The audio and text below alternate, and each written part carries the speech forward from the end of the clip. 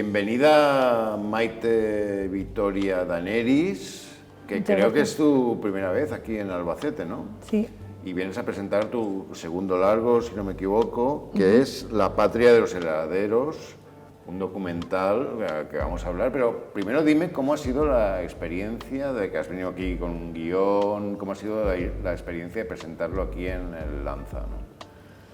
pues bueno, estoy encantada. Muchísimas gracias a Vicine, pero sobre todo estoy aquí porque hace casi un año gané un premio para venir a Vicine. Ah, Entonces, ¿dónde lo ganaste? en un taller de desarrollo de proyectos en Cantabria, que la tutora de ese taller es Isona Admetja, que es la que también es tutora aquí en el taller de Pitch. Y uno de los premios era tener una plaza en Avicine Lanza. Entonces, yo llevo casi un año esperando para venir, así que estoy encantada. Y bueno, la experiencia es maravillosa porque nunca había estado en Avicine, siempre he oído hablar, ahora os contaré, aunque soy de Madrid, he vivido mucho tiempo en Italia, entonces había oído hablar de Avicine, compañeros de profesión me contaban de este festival y la verdad que la experiencia ayer muy bien, ha tenido muy buena acogida el proyecto. Era la primera vez que yo hacía un pitch del proyecto delante de industria y después de una presentación quizás hace un año, que es cuando gané este premio, pero el proyecto llevaba un mes desarrollándolo, o sea, estaba muy al principio. Muy verde, ¿no? Sí, así que muy bien, muy contenta, muy contenta. Y bueno, y entonces es un documental sobre los heladeros de pasiegos de Cantabria, ¿no? Que migraron a Francia para trabajar de heladeros, pero de vender helados, ¿no? No de hacerlos, ¿no? De vender y de hacerlo. Las dos cosas, vale, Sí, vale. sí, sí. Y entonces hay como el mito sobre el que se funda el documental, que la mayor parte de los heladeros franceses vienen de Cantabria, que son pasiegos, ¿no? Que es una cosa que yo no sabía, que es bastante sorprendente. Sí. ¿Y esto cómo lo descubres? ¿Cómo decides hacer un documental sobre esto? Sí. Es que es muy sorprendente. Sí, bueno, pues justo esta sensación, como la que acabas de comentar, yo la tuve en un viaje en BlaBlaCar, que es en el momento en el que yo encuentro a Xavier en dirección Madrid, me siento en el coche y empezamos a hablar, y ¿qué haces? ¿De dónde vienes? Y le noto un acento francés, pero habla muy bien español. Y me empieza a contar la historia de los heladeros pasiegos y me dice que él es hijo de uno de estos heladeros. Entonces fuimos todo el viaje a Madrid hablando de esto y yo dije, wow, esto es una historia fascinante. Un temazo, ¿no? Sí, es un temazo. Yo estaba en ese momento, bueno, ahora os contaré, yo hice una primera película, El lugar de las fresas, que estuve 12 años en Italia con este proyecto entre producirlo, dirigirlo. En Turín, ¿no? En Turín. Maravillosa ciudad. Sí, maravillosa. Y luego regresé a Madrid después de esta experiencia y yo estaba en ese momento desarrollando mi segundo largo en la residencia de la Academia de Cine. A ver, estabas en Turín. Sí. Haciendo El lugar de las fresas. El lugar de las fresas. Ya se estrenó en el Torino Film Festival, ganó varios premios ¿Y en varios esta festivales. película de qué va? El lugar de las fresas. ¿Es un documental Sí, también? sí, es un documental sobre la historia de una campesina del mercado de Turín, que yo encontré a las 2 de la madrugada en el mercado montando su puesto de fruta y verdura y empecé a filmar la historia de esta campesina entre el campo y la ciudad. Y al tiempo de estar filmando, porque en el documental tienes que filmar bastante tiempo para poder entender, ¿no?, cuál es la historia, llegó un inmigrante marroquí y se puso a trabajar con ella. Entonces yo filmé durante 7 años la relación de trabajo entre esta anciana campesina italiana y este inmigrante clandestino marroquí que se puso a trabajar con ella. Y entonces este es el lugar de las fresas. Y ahí tienes relación, claro, con esta película, ¿no? Sí. Porque también hay un trasfondo migratorio. Exacto, ¿no? exacto. Es la búsqueda que yo emprendo pues para... Y intergeneracional Exacto, también, ¿no? exacto.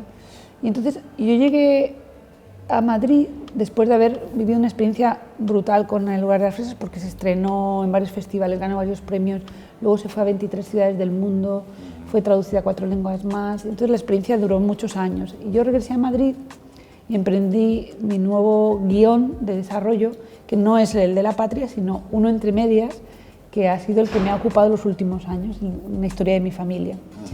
Y como nos llegó la pandemia y nos confinaron, y parte de la residencia yo la desarrollé online desde una casita en un pueblo que tenemos cerca de Cantabria. Y entonces en uno de esos viajes que yo... BlaBlaCar, ¿no? Ahí cogí un BlaBlaCar y es cuando me el contaron el auténtico espíritu del BlaBlaCar, sí. ¿no? Conocer a gente que te cuente historias, ¿no? Sí, entonces yo estaba desarrollando ese guión de mi familia. Cogí un BlaBlaCar para ir a Madrid. Y diste un volantazo, ¿no? Y mi vida cambió completamente de dirección porque me he ido a vivir a Cantabria para hacer esta película. Y he visto que has hecho como fotografías, ¿no? De antiguos heladeros, ¿no? Que ya son mayores, ¿no? Con helados, y que has hecho como las instalaciones, sí. ¿no? Ahí en los Pazos, ¿no? Digamos. Sí, sí. Esta ha sido una experiencia maravillosa este verano, porque bueno, en octubre del año pasado empecé a desarrollar el proyecto. Ha sido un trabajo muy bonito y muy arduo porque salen muchas familias. La historia es que empezaron una primera inmigración en los años 20. 20, sí. O sea, la película remonta ya... Hay una primera inmigración antes de los años 50, que de ahí sale la historia de Mico. Mico, el de los helados Mico Lápiz, sí. Era un pasiego y se fue a Francia. ¿En serio? Sí. Que el símbolo es un esquimal, ¿no? O bueno, sí. que tiene como un... Sí. Mico es una de las marcas de helados más famosas de Francia. Sí, pues este es uno de los... la historia de Mico es una de las historias que voy a contar en la película.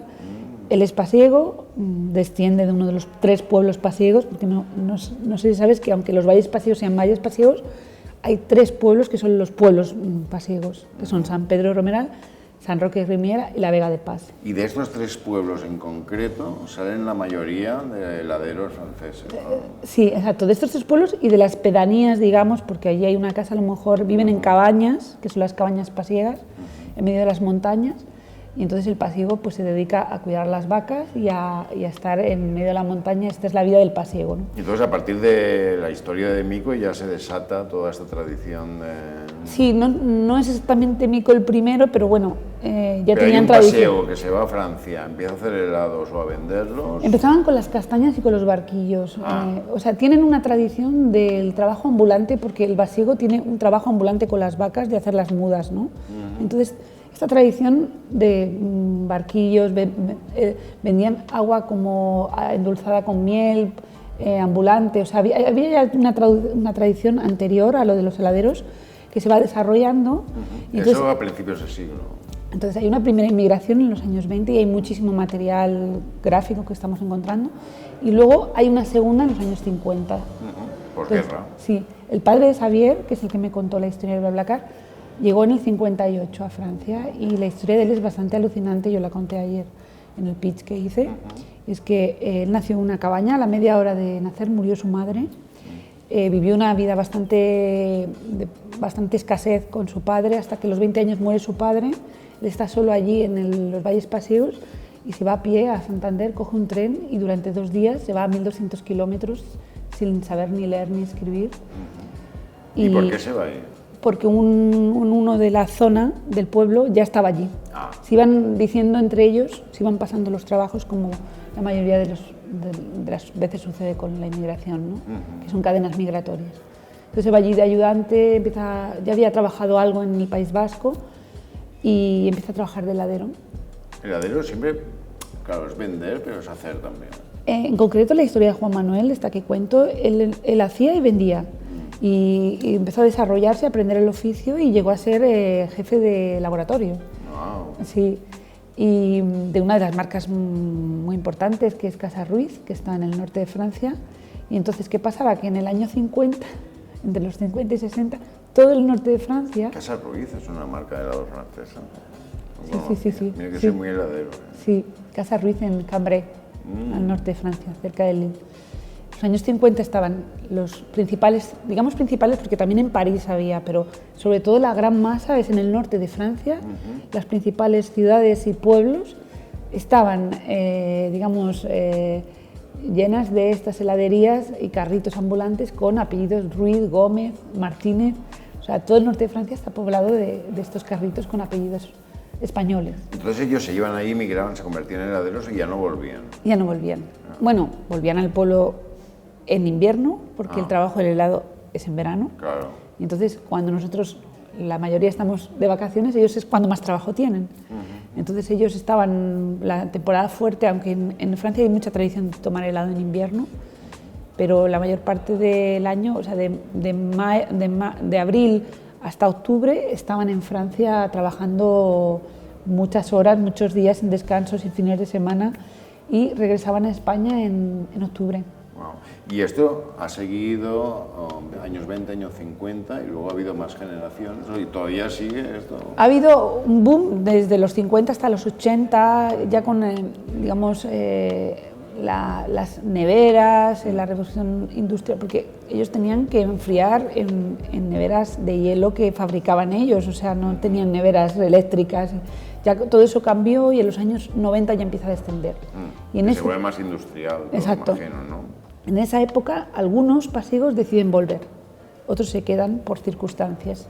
El caso de la familia que yo he seguido más, por ejemplo... Igual habrían que se casarían. Se casaban, tenían hijos o tenían unas carreras importantes que si volvían a España a lo mejor era como retroceder y tener que buscar cualquier trabajo para los hijos. Entonces la película es contar el amor por el oficio y la materia prima del heladero, pero a la vez reflexionar sobre esta decisión que al final ellos han vivido con muchísimo desarraigo, la añoranza. Siempre que podían se venían al pueblo. Y estaban, me lo dicen la mayor parte de los heladeros, que no había ni un día que no pensaran en el pueblo, viviendo allí. Y luego la tercera generación, ¿no? Que han tenido carreras y estudios, pero uno de ellos, Javier, me dice, es que cuando estoy en Francia siempre me han dicho el español, y yo he nacido en Francia, porque mis padres son de aquí, españoles, pero cuando voy al pueblo me dicen el francés. Entonces, ¿dónde está nuestra patria, ¿no? Y por eso el título de La patria de los heladeros, ¿no? Es ese lugar donde no sabemos muy bien de dónde somos. Una patria ambulante. Exacto. Sí, sí.